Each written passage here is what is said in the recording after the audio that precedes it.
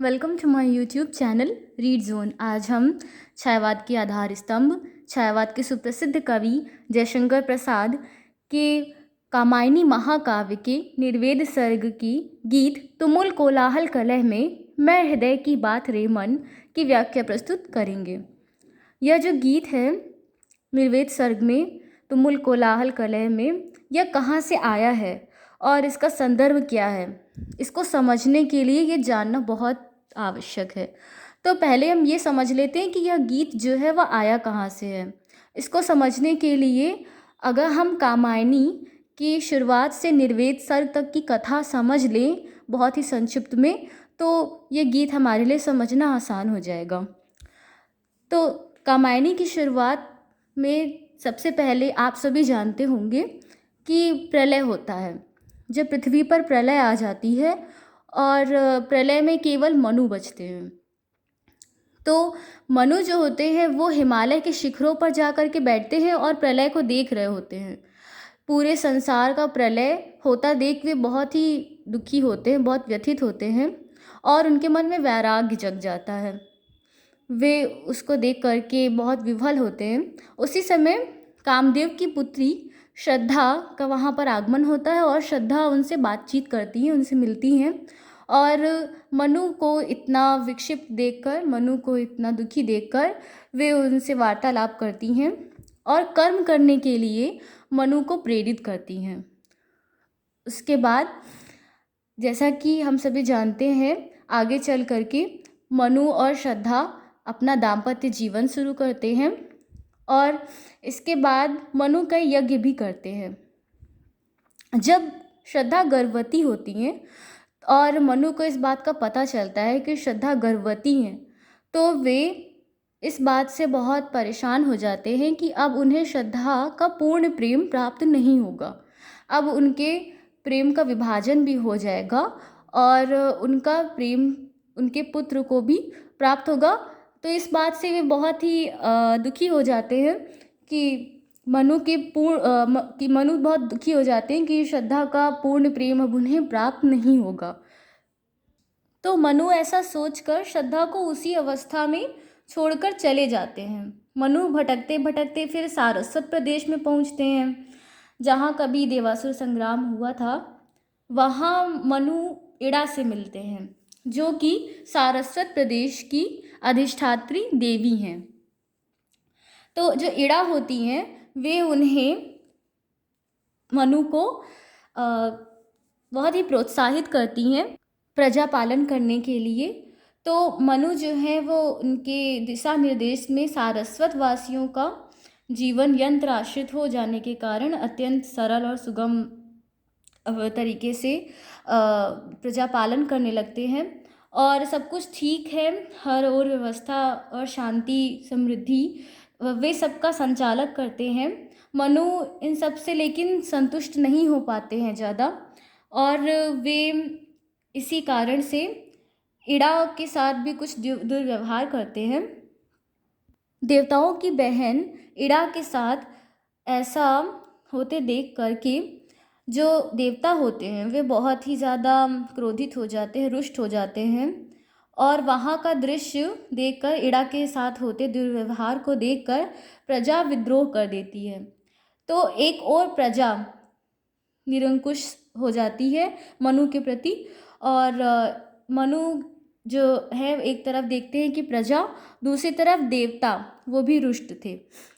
तो देवता रुष्ट होते हैं तो भांति भांति की जो प्राकृतिक आपदाएं हैं वे सब आने लगती हैं और फिर प्रजा के विद्रोह और प्राकृतिक शक्तियों के प्रकोप के कारण मनु घायल होकर गिर पड़ते हैं। उधर श्रद्धा को स्वप्न में प्रजा और मनु का संघर्ष दिखाई पड़ता है, जिससे वह बहुत चिंतित हो जाती है और अपने पुत्र मानव को लेकर मनु की खोज में निकल पड़ती है।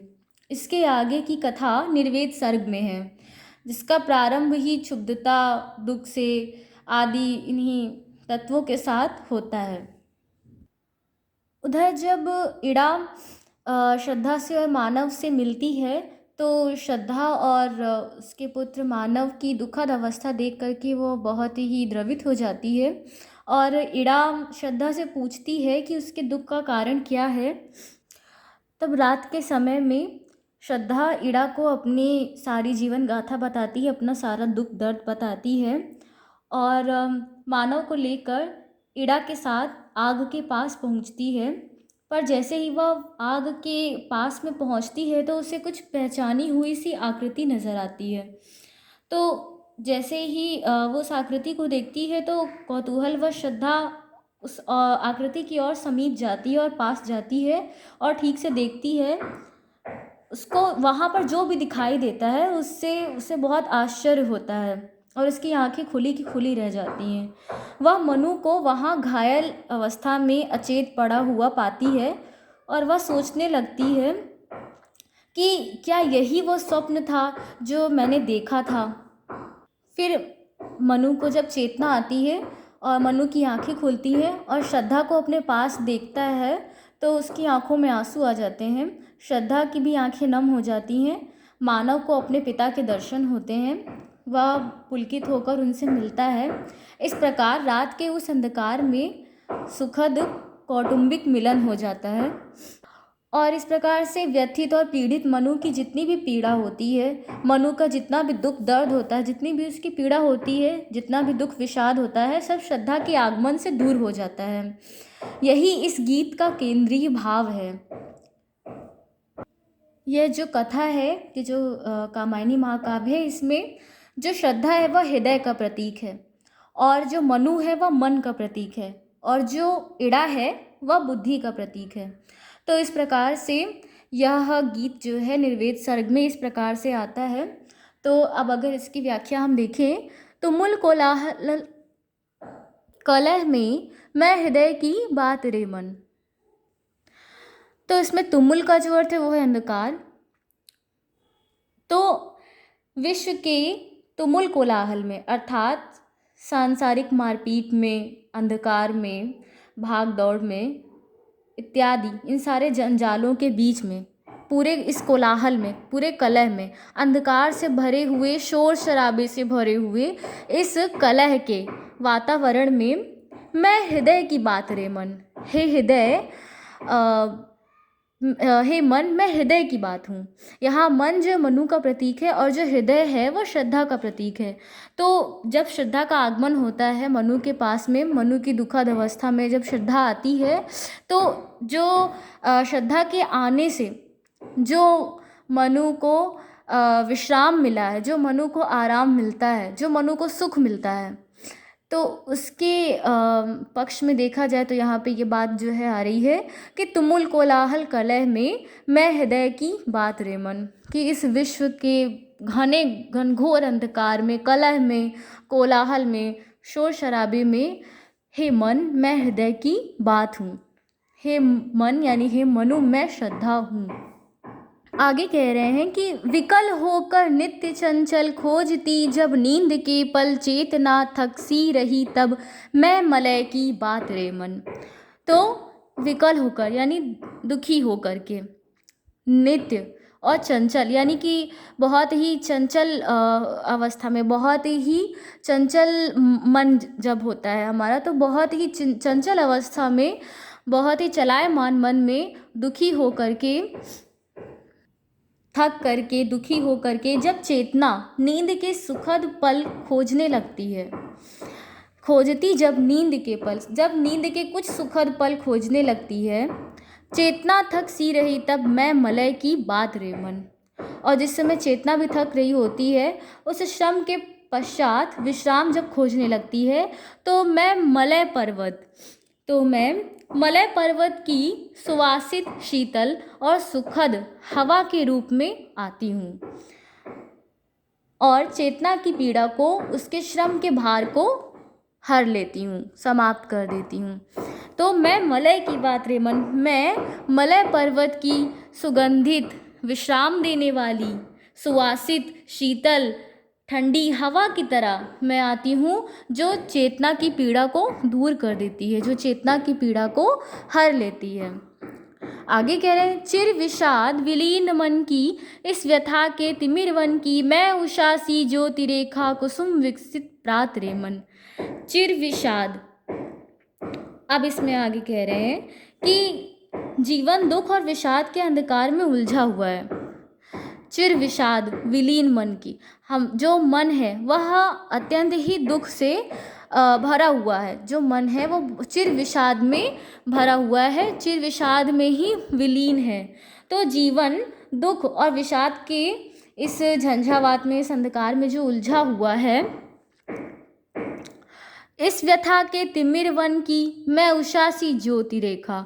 तो आगे कह रहे हैं कि इस व्यथा के तिमिर वन की, यानी यह जो दुख का अंधकार से भरा हुआ जो यह वन है, जो जंगल है, उसकी मैं सवेरे में ज्योति रेखा, प्रकाश की किरण हूँ। मैं सवेरे की, मैं उषा सी, मैं सवेरे की जैसी ज्योति रेखा हूँ, प्रकाश की किरण हूँ।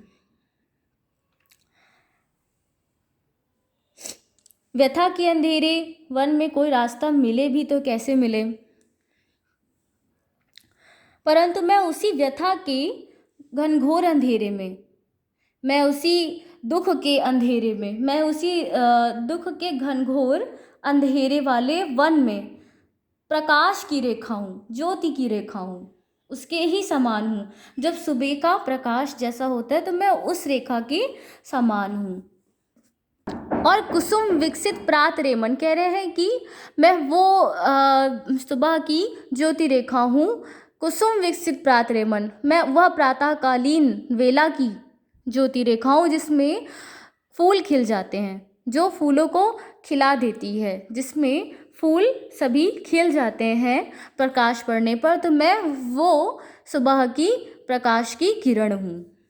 आगे कह रहे हैं, जहाँ मरु ज्वाला धधकती चातकी कनको तरसती, उन्हीं जीवन घाटियों की मैं सरस बरसात रेमन। जहाँ मरु ज्वाला, जहाँ रेगिस्तान की गरम गरम हवाएं चलती हैं, जहाँ रेगिस्तान की ज्वाला धधकती है, और चातकी कन को तरसती, और जहाँ चातकी, जो चातक पक्षी होता है, वो स्वाति नक्षत्र की बूंद में बादल का जो पानी होता है वो ग्रहण करता है। तो चातकी कण को तरसती, कण यानी जल का कण। तो जो चातकी है वो जब जल के कण को तरसती है, तो उन्हीं जीवन घाटियों की मैं सरस बरसात रेमन। तो मैं उसी जीवन रूपी घाटी की सरस बरसात हूँ, रस से भरी हुई, सरस रस से परिपूर्ण बरसात मैं हूँ। पवन की प्राचीर में रुक जला जीवन जी रहा झुक, इस झुलसते विश्व दिन की मैं कुसुम ऋतु रात रेमन। अब आगे इसमें कह रहे हैं, पवन की प्राचीर में रुक, पवन की दीवार में, हवा की दीवार में रुक कर जला जीवन जी रहा झुक। यह जो जीवन है जो जला जा रहा है, जब कुछ भी जल रहा होता है, अगर उसमें और भी तेज हवा आ जाए तो वो ज्वाला और धधक जाती है। तो इस वजह से पवन की प्राचीर में रुक, पवन की दीवारों में रुक करके, या हवा के झोंकों की दीवारों में रुक करके, जो यह जीवन जो झुक करके जला जा रहा है, तो बस चला जा रहा है और जला जा रहा है।